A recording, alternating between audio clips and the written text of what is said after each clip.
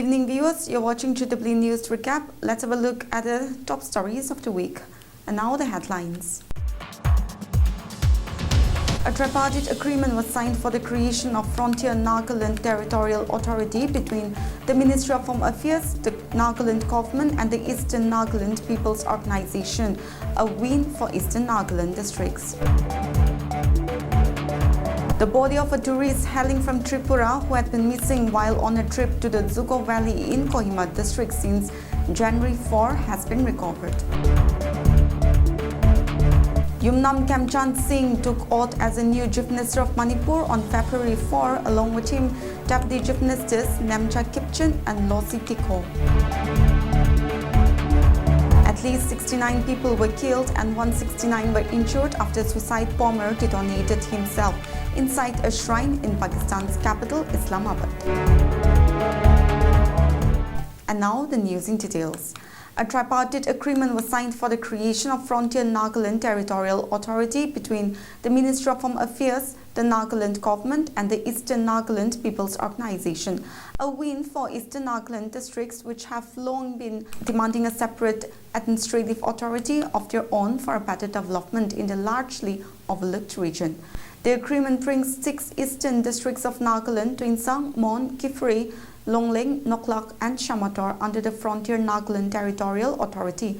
The special administrative system comes within the devolution of powers in respect of 46 subjects in the 7th schedule's concurrent list to the FNDA. On the occasion, Home Minister Amit Shah assured the representatives of ENPO that the centre will render its assistance in the development of Eastern Nagaland. The FNDA, he said, will be provided an annual fixed amount which is yet to be decided, promising the initial expenditure for the establishment of the new system from the MHS side. The agreement provides for a mini-secretariat for the FNDA, which will be headed by the additional chief secretary or principal secretary, and the sharing of development outlay for the Eastern Nagaland region in proportion to population and area.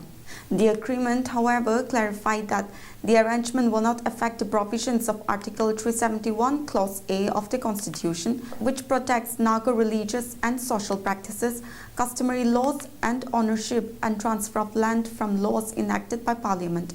Meanwhile, more than 1,000 people gathered at Dimapur Airport on February 7 to accord a grand reception to the 43-member Eastern Nagaland People's Organization delegation on their return from the New Delhi after signing the Memorandum of Agreement for the Frontier Nagaland Territorial Authority.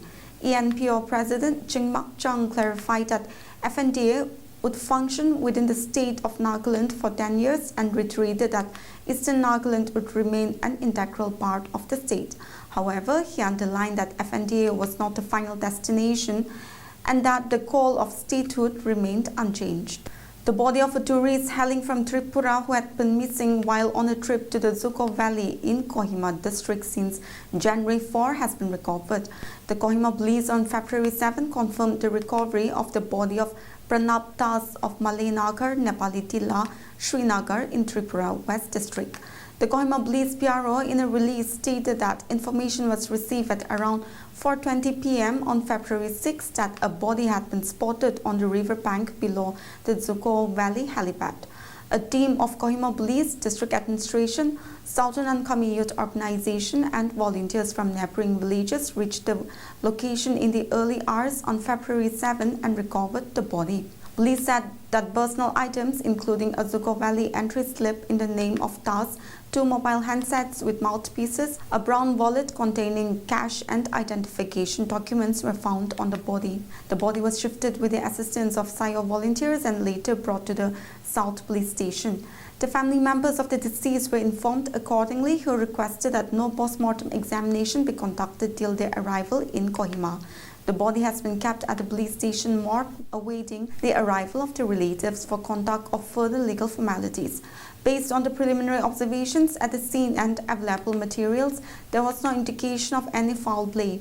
During the investigation of the case registered at the South Police Station on January 6, it was established that Das had checked into a homestay at Leary Colony in Kohima on January 2 and was last seen leaving the premises on January 4. He had booked an entry ticket to Zuko Valley on the same day from the Viswama entry point. Police said Statements of the caretaker of the homestay, taxi driver, family members and other witnesses were recorded after registration of the case. Technical analysis including CTR, CAF, bank account verification and examination of available CCTV footages from nearby establishments was also carried out. The Kohima Police, in close coordination with the Sayo District Administration and Nagaland State Disaster Management Authority, conducted multiple search and rescue operations at Zuko Valley.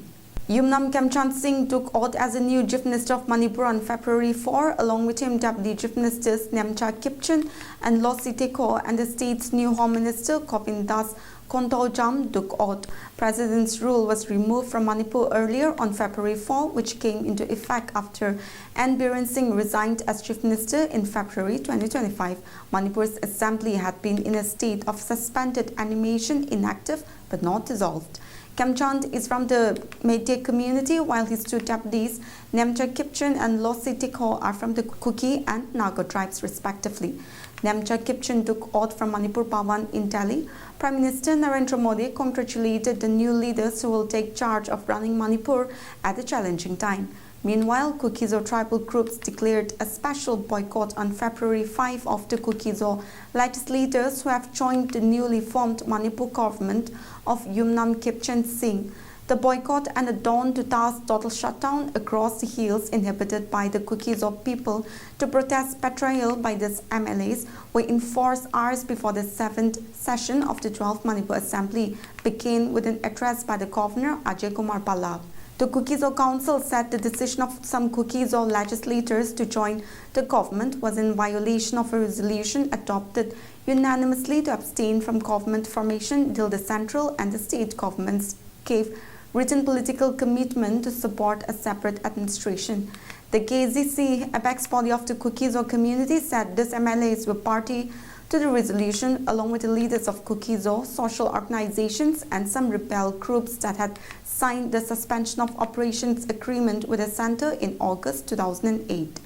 The death count from the illegal coal mine explosion in Meghalaya's East Chandia Hills district rose to 27, prompting a delayed district-wide crackdown on the long-running Red Hole mining network. The toll increased after two additional bodies were pulled out on February 7 following dynamite blast at one sun cut in the Tangskor region of East Chandia Hills on February 5. The explosion also injured 9 others, reflecting the continued operation of underground coal mining despite a ban by the National Green Tribunal. East Chandia Hills Superintendent of Police Vikash Kumar said investigators recovered 11 detonators along with used electric wires from the area. Teams from the Forensic Science Laboratory and Bomb Disposal Squad have since completed their on-site inspection. A Somoto FIR has been lodged at Kiliriat Police Station under provisions of the Paradhyanyana Sanhita, the Mines and Minerals Development and Regulation Act, and the Explosive Substances Act. Following the incident, authorities initiated a large-scale enforcement drive across the district. Teams comprising magistrates, police personnel and mining officials are dismantling workers' camps and confiscating illegally stored coal. Around 3,500 metric tons of coal have been seized so far and 25 cases have been registered, with officials expecting the numbers to rise. The Supreme Court issued notice in West Bengal Chief Minister Mamata Banerjee's challenge to the ongoing special intensive revision of electoral rolls in the state. A bench of Chief Justice Surya Kant and Justices Joy Malia Bakshi and V.M. Panjoli heard submissions from the state, the Election Commission of India and Banerjee, who was present in the court and addressed the bench in person. Banerjee has filed a writ petition in the Supreme Court against the Election Commission of India, challenging the special intensive revision process ongoing in the state of West Bengal.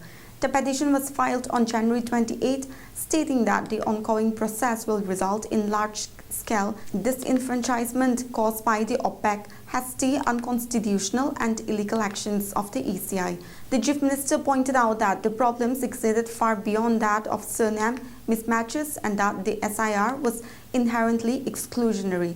Banerjee also pointed that despite the Supreme Court's order last September to include Aadhaar as an accepted document for SIR in West Bengal, the ECI was unwilling to accept Aadhaar.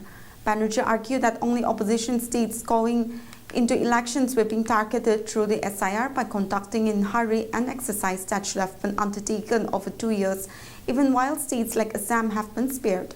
The court also took note of the submission of Solicitor General Tushar Mehta for the Union Government that in a separate writ petition, an affidavit had been filed by the ECI in which the ECI has pointed out different issues it had been facing in the SIR exercise.